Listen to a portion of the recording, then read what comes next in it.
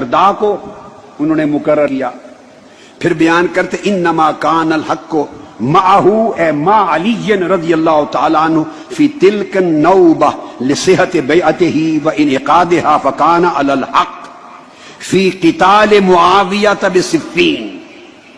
امام ابن الحمام لکھتے ہیں حق بغیر شک و شبہ کے مولا علی المرتضیٰ کی طرف تھا. یہ گڑمڑ کرنے کی اجازت نہیں، یہ منافقت اور مداہنت ہے کہ پتہ نہیں حق ادھر تھا یا معلوم نہیں حق ادھر تھا، یا یہ کہنا کہ دونوں طرف سے آبا ہیں، دونوں طرف حق ہے، ہم کچھ نہیں کہہ سکتے. نہیں، اتنے فیڈر میں دودھ پینے والے بچے نہ بنو، نہ اتنے بدھو خود بنو، نہ بدھو امت کو بناؤ.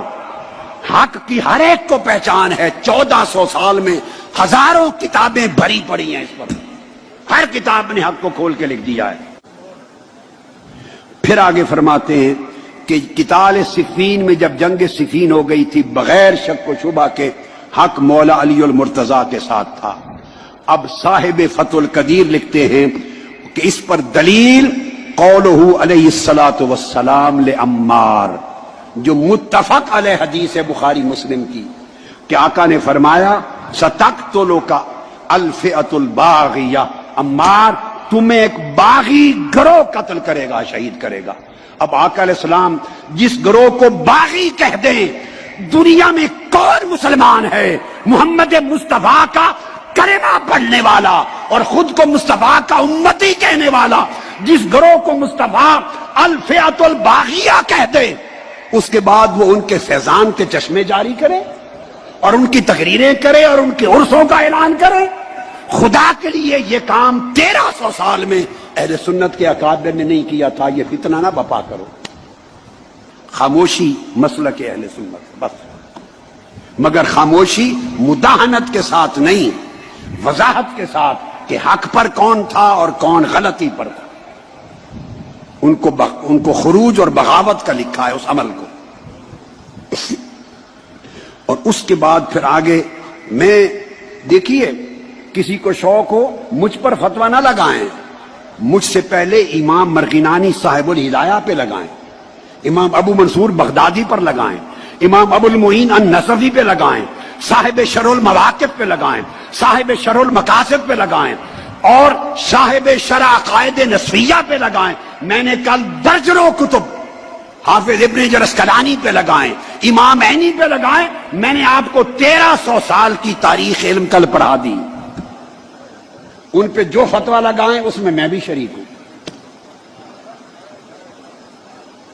توبہ کر لینی چاہیے. اور فرماتے ہیں حضور علیہ السلام کا ارشاد، اور یہ لکھ کر کہ آقا نے فرمایا تھا عمار تمہیں باغی گروہ قتل کرے گا. اب آگے یہاں بھی ڈنڈی مارنے کی اجازت نہیں کہ کون باغی تھا، کس نے قتل کیا، کس نے نہیں. کوئی کہہ سکتا ہے جی معلوم نہیں. میں کہا نہیں، اتنے بدھو نہیں ہیں کہ معلوم نہیں. صاحب فتح القدیر لکھتے ہیں وَقَدْ قَتَلَهُ أَصْحَابُ مُعَاوِيَّةَ يُصَرِّحُ بِأَنَّهُ بُغَاةٌ، اور واضح طور پر حضرت امیر معاویہ کے لشکر نے ان کو قتل کیا تھا.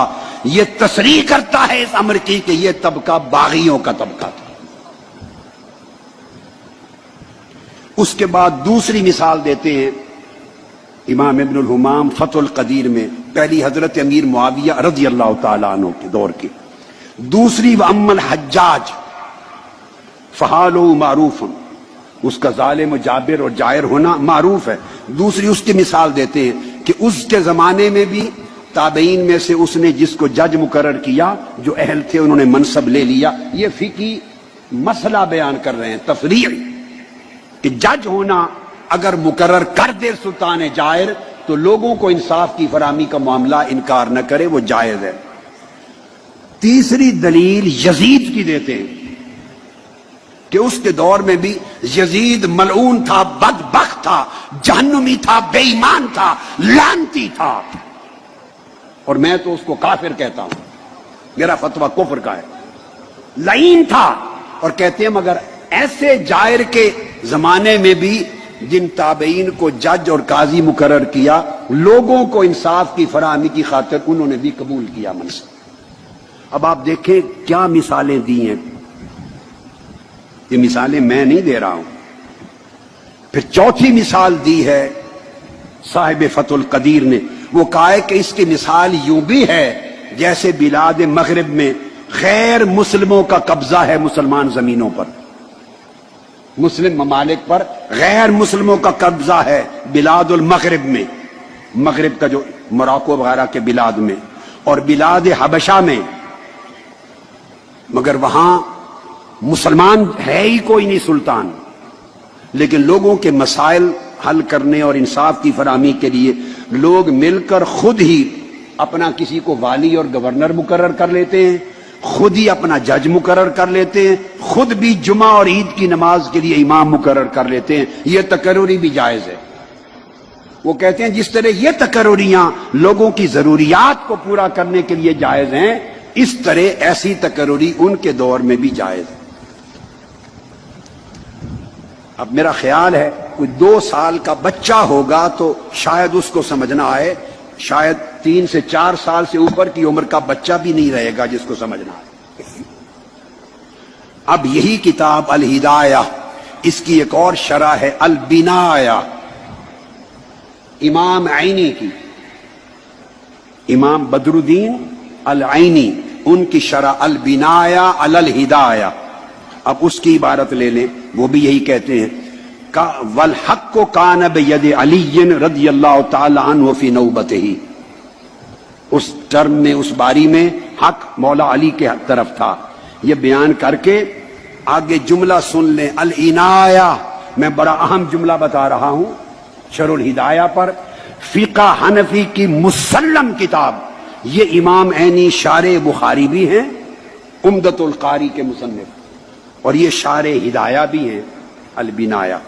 وہ لکھتے ہیں وَعِنْدَ أَهْلِ السُّنَّةِ، اہل سنت کا عقیدہ بیان کرتے ہیں.